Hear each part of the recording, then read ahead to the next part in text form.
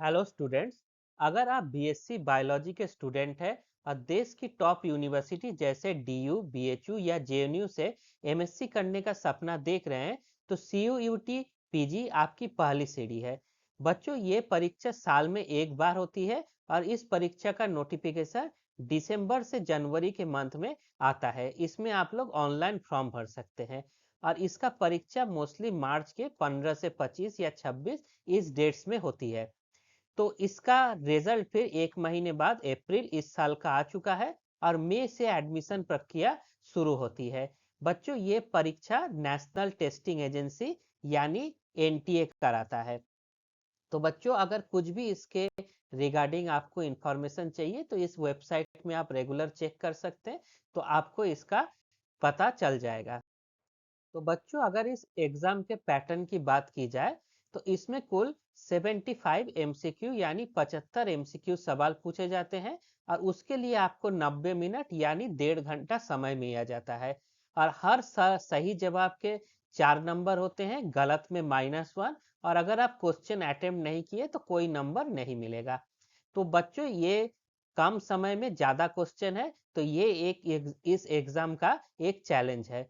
इसमें अच्छा बात यह है, अगर आप हिंदी में भी पढ़ते हैं तो ये बाइलिंगुअल होता है, दोनों भाषाओं में उपलब्ध है। आप इंग्लिश ऑप्ट करेंगे तो इंग्लिश में क्वेश्चन आएंगे, हिंदी ऑप्ट करेंगे तो हिंदी में क्वेश्चन आएंगे। लेकिन जरूरी बात यह है कि बच्चों, ये टेस्ट होता है सीबीटी। सीबीटी का मतलब है कंप्यूटर बेस्ड टेस्ट। इसमें कोई ओएमआर सीट आपको नहीं दिए जाएगी। क्वेश्चन कंप्यूटर में आएंगे, आप एक के बाद एक क्वेश्चन देखेंगे और सही ऑप्शन पे आपको क्लिक करना होगा और आप आगे पीछे जा सकते हैं। बच्चों, हम लोग कोई भी एग्जाम देते हैं तो आजकल एग्जाम में कंपटीशन बहुत ज़्यादा है। तो अगर हम लोग उसी हिसाब से तैयारी करें तभी हम लोग क्वालिफाई कर सकते हैं। तो सीयूईटी एग्जाम की देखा जाए तो ये काफ़ी ज़्यादा टफ होता है। अगर नंबर्स की बात की जाए तो काफ़ी सालों से, पिछले कुछ सालों से देखा गया है कि अगर आपको टॉप रैंक में आना है तो आपको 200 के ऊपर स्कोर करना पड़ेगा। आपका टारगेट 200 के ऊपर होना चाहिए, क्योंकि लाइफ साइंस में बहुत ज़्यादा संख्या में बच्चे भरते हैं। तो इसका सक्सेस रेट ऑलमोस्ट 5 से 10% होता है। तो ये बात आपको ध्यान रख के चलना है, यानी आपको भीड़ से अलग दिखना है। अगर इस साल की बात की जाए तो इस साल जो बॉटनी में टॉप की है उसका नंबर 180 था, जुओलॉजी में करीब 170। तो जो आप ये नंबर्स देख रहे हैं उससे काफी कम नंबर थे। लेकिन ये नंबर अगर कम है तो इसका मतलब है कि एग्जाम काफी डिफिकल्ट आया होगा। तो कोई जरूरी नहीं कि इस साल भी क्वेश्चन के पैटर्न सेम ही हो, लेकिन एक लेवल होता है। तो अगर आप 300 नंबर के एग्जाम में जा रहे हैं तो एटलीस्ट आपको ये दिमाग में सोचना होगा कि आप 70 या 60% तक क्वेश्चन सही सॉल्व करें, तभी आपकी इसका होना श्योरिटी होगा। अगर नंबर कम है तो कोई दिक्कत नहीं, स्टेट यूनिवर्सिटीज में भी हो जाता है। कम से कम आपको 160 प्लस हो तो आप कॉन्फिडेंटली कर सकते हैं। लेकिन अगर पेपर का स्टैंडर्ड बहुत ज्यादा हाई है जैसे इस साल था, तो इस साल काफी कम नंबर आए थे। लेकिन एवरेज आप मान के चलिए, अगर आप 300 का एग्जाम दे रहे हैं तो आप मिनिमम 150 से ऊपर स्कोर करिए। अगर बात की जाए ओबीसी या ईडब्ल्यूएस कैंडिडेट के लिए तो उनके स्कोर में 20 नंबर या 30 नंबर कम आते हैं। वही एससी एसटी के जो बच्चे हैं वो अगर 150 पार कर लेते हैं तो उनका सिलेक्शन हो सकता है। तो बच्चों, हमेशा टारगेट हाई रखिए, तभी आप सिलेक्ट होंगे, क्योंकि अगर टफ क्वेश्चन आएंगे तो ऑटोमेटिकली नंबर कम होते हैं और अगर इजी क्वेश्चन आए तो नंबर काफी ज्यादा बढ़ सकते हैं। तो आपके लिए कंपटीशन और टफ हो जाएगा। तो बच्चों, अब सबसे बड़ा सवाल आता है कि इसकी तैयारी कैसे की जाए।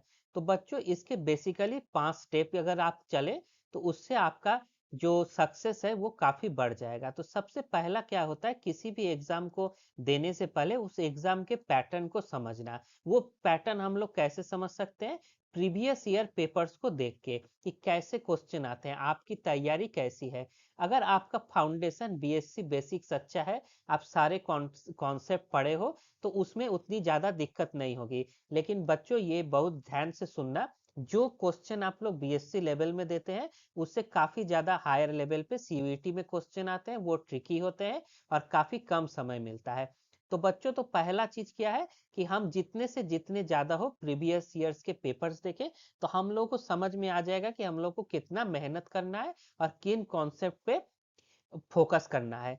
नेक्स्ट चीज है कंसेप्चुअल लर्निंग। जितने भी बच्चों कॉम्पिटिटिव एग्जाम होते हैं उसमें कंसेप्चुअल लर्निंग अब ज्यादा इंपॉर्टेंट है। इसका क्या मतलब हुआ? रट्टा मारने के बजाय कॉन्सेप्ट को समझना, क्योंकि क्वेश्चन डायरेक्ट नहीं आते जिसका ये आंसर हमें याद हो। ये कई क्वेश्चन मिला के या कई अलग अलग यूनिट में घुमा फिरा के क्वेश्चन पूछा जाता है। जैसे जेनेटिक्स और बायोटेक के हाई वेटेड चैप्टर्स को देना, ये सब ज्यादा क्वेश्चन पूछे जाते हैं और इनमें ट्रिकी भी क्वेश्चन है। दूसरा है नेगेटिव मार्किंग से बचने के लिए हम लोग क्या करते हैं, कुछ आप लोग अपना नोट्स और मेमोनिक्स बनाए, जिसमें हम लोगों को जो ज्यादा आने के चांसेस हो, जो इंपॉर्टेंट डिफिकल्ट टॉपिक हो, उनको आप एग्जाम से पहले एक बार अच्छे से क्लियर कर सके।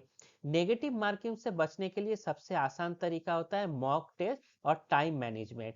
रिवीजन के लिए आप चार्ट्स या अपने मेमोनिक्स बना सकते हैं जिसको आप डेली देख सकते हैं। और अगर आप रेगुलर मॉक टेस्ट दे उसी तरह के क्वेश्चन सॉल्व करें, क्योंकि CUET पेपर हम लोग अभी डालने वाले हैं, उसमें आप लोग देखिएगा अब असर्शन, रीजन और मैचिंग टाइम और सीक्वेंस टाइप क्वेश्चन आते हैं, जो मोस्टली BSc के MCQs में कभी नहीं पूछे जाते। तो इससे क्वेश्चन तो वही होते हैं लेकिन उनको घुमा के दिया जाता है। बच्चों सिलेबस को लेके बच्चे हमेशा परेशान रहते हैं कि सिलेबस क्या है। तो बच्चों इसका वेबसाइट में जो पहले बताया गया था उसमें आपको सिलेबस मिल जाएगा, नहीं तो हम लोग भी इस वीडियो के साथ सिलेबस को अटैच कर देंगे। आप कमेंट करेंगे तो वो अब आपको मिल जाएगा। तो इसमें जो इम्पोर्टेंट है, अगर जूलॉजी की बात किया जाए तो इसमें animal physiology, vertebrate, invertebrate, cell and molecular biology, ये सब बहुत इंपॉर्टेंट यूनिट है। अगर आप बॉटनी के स्टूडेंट हैं तो फोटोसिंथेसिस, प्लांट एनाटॉमी, माइक्रोबायोलॉजी, ये सब सारे बहुत इंपॉर्टेंट टॉपिक होते हैं। और याद रखिए सेल बायोलॉजी, मॉलिक्यूलर बायोलॉजी जैसे कुछ टॉपिक दोनों के लिए कॉमन और बेहद जरूरी है। पिछले कुछ सालों के अगर क्वेश्चन देखा जाए तो molecular biology, biochemistry, cell biology, genetic, ये मोस्टली कोर टॉपिक्स होते हैं जिससे डायरेक्ट क्वेश्चन आते हैं। और additionally taxonomy, evolution, anatomy, microbiology, ये सब भी सपोर्टिव क्वेश्चन आते हैं। तो अगर इन यूनिट्स को ध्यान से पढ़ा जाए तो काफी ज्यादा 70 to 80% क्वेश्चन इन्हीं यूनिट से आएंगे। तो बच्चों सबसे जरूरी बात, अगर आपको CUET 2027 क्लियर करना है तो उसकी शुरुआत आप 2026 के अभी से, यानी एग्जाम के बाद जून महीने से ही तैयारी शुरू कर दे, क्योंकि थर्ड ईयर के काफी सिलेबस उससे मैचिंग है। तो आपकी दोनों तैयारियां होती रहेंगी। इस कड़ी में हम लोग क्या कर सकते हैं, WWH एकेडमी में आपको इसके टॉपिक्स वाइज मॉक टेस्ट होंगे, उसके क्वेश्चन पेपर आपको मिल सकते हैं। हम लोग प्रीवियस ईयर क्वेश्चंस के अलग अलग वीडियो बनाएंगे। हम लोग जल्दी 2026 का बोथ जूलॉजी और बॉटनी के पेपर डालने वाले हैं। इसके कुछ ट्रिक्स और किस तरह के क्वेश्चन आएंगे उसको देख सकते हैं।